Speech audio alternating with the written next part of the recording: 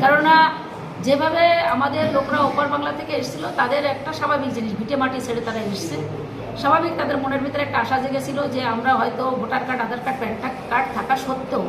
Central government BJP এসে যে আইন তৈরি করেছিল 2003 সালে কালা কানুন, যে জন্মসূত্র নাগরিক হওয়া যাবে না এবং অনুপ্রবেশকারী, সেই আইনের যে নিঃশর্ত দাবি আমরা করেছিলাম সেটা আজকে তারা সে কিন্তু 5 বছরের তো সদুত্তর পায়নি। সেই আশা বেঁধে তারা বুকে নিয়ে আশা বেঁধে তারা ভেবেছিল হয়তো আমরা যদি এবার জিতিয়ে পাঠাই তাহলে আমরা হয়তো আমাদের নাগরিকত্ব পাবো, কিন্তু সেই 5 বছর ধরে তারা দিতে পারেনি। একেবারে 11 তারিখে মানে ভোটের ডিক্লেয়ার 3-4 দিন আগে তারা ডিক্লারেশন দিল, এবং যেটা দিল সেটা আমি মনে করি যে আমাদের জন্য একটা বিরাট ভালো জায়গা হবে। তার কারণ হচ্ছে